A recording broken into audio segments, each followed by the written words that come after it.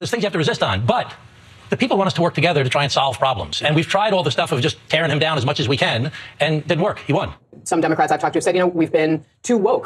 We've tried tearing them down, and we're too woke. This is what Democrats are saying after losing the election and watching Donald Trump and what he's doing to this nation in just a couple of days. They're realizing that they're going to need to respect the voice of the majority of people, which says we want change. And in this video, we're going to cover some of the things that the Democrats are doing that they shouldn't be attempting, and some of the changes that need to occur. And it's painful for the Democrats to admit that they've been beaten. We can't do this without bringing up Joe Biden in his last chapter of public service and the nightmare that truly was. Let's get to it.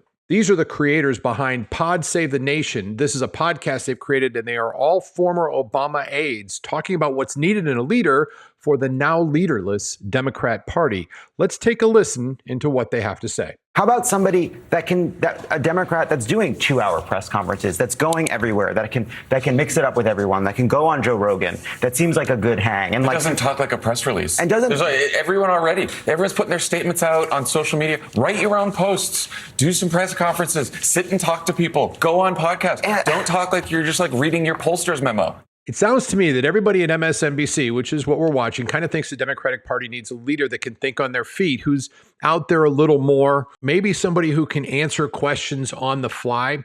Now, I'm pretty sure they know that leader is already in office. I'm pretty sure that they can't say that publicly. You see, they're still fighting. They're still throwing a ton of shade. Oh, well, the leader you're looking for is already in office. So let's go back to CNN and our host, Casey, as she introduces our next speaker. Joining us now to discuss is Democratic strategist and media consultant Matt Arnold. Matt, good morning. Thank you so much for being here.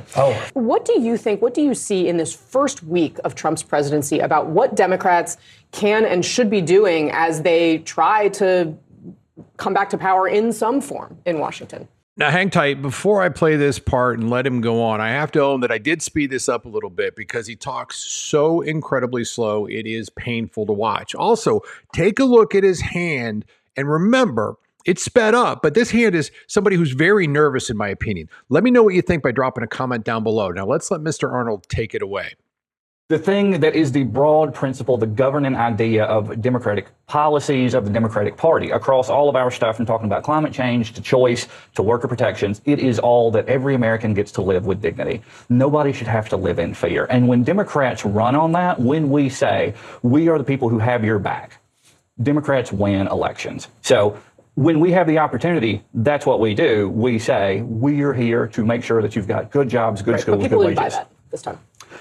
No, the ultimate failure, I think, of 2024 is that folks just didn't want the product. They did not trust the brand. I'm going to get to this incredible statement that Matt Arnold just made in just a second, but I wanted to take a quick second and ask a favor. I'd love to ask you to subscribe to this page so you can get this kind of content on a regular basis. It tells YouTube that we're providing something form of value, and if you're still sitting on a couch like I like to do, take out your phone. You can scan the QR code. We'll keep it up for the next remainder of the video. Thanks so much. It means the world to me, and I'm grateful. Now let's get back to the video. Mr. Matt Arnold. Now I have to give him props, and I'm impressed. This is a very gutsy statement, and he's going to make another one in just a couple of seconds, which for me is very heartfelt. He's going against his allegiance and saying something that we all know to be true, but he said it publicly. So far as I'm concerned, Matt Arnold is a stand-up person. Here's another segment with Matt and Casey. Listen carefully to this. Matt, I want to show you something. One of the big questions, of course, is who's going to lead the Democratic Party out of the wilderness, because there was a time during the Bush administration where the country, it seemed like, what's the matter with Kansas? The country was never going to go blue again. Then obviously we had the Iraq War, but we also had Barack Obama, right? Joe Biden is leaving. There's no heir apparent. This was what James Carville had to say about Biden recently. The words are kind of tough. Let's watch. What he's done to himself is no one wants to hear from this guy anymore. Okay? Just go to your condo in Rehoboth and stay there. And that's not because we're bad people or we mean people. It was all his doing. This kind of petty back and forth, I would have beat Trump. And no one believes that at all. You had a noble career. Your last act was terrible. Just get out of the way. The party's moving on. Is Carville right? Listen to this and to him. I have great respect for this man to be so honest and so vulnerable. To me, this is leadership. This is character. I love Joe Biden. Joe Biden has been a great president. It is a career that anybody would be envious of.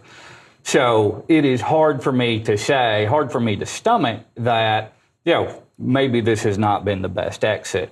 But I was in Atlanta the night that we had the debate with Donald Trump, and nobody in that room felt like we were in a good spot as a party. Nobody felt like we were in a good spot for that election. So they've done everything they can to push him down, to tear him down, to beat him up, to prosecute him. And he came back, and Donald Trump is leading. He's leading the nation.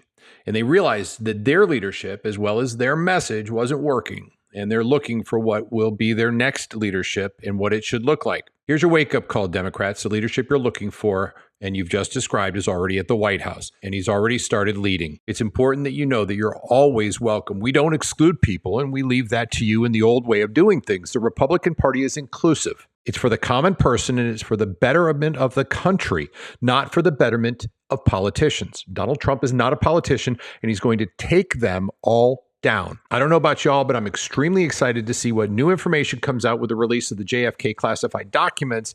And if it's something you want to know about, leave a comment down below and let me know, and I'll definitely do a deep dive into it. You see, this is about full transparency. This is about the government working for all of us, the people. God bless you. God bless America. Check out this next video if you want to enjoy Joy Reid of MSNBC having an absolute meltdown.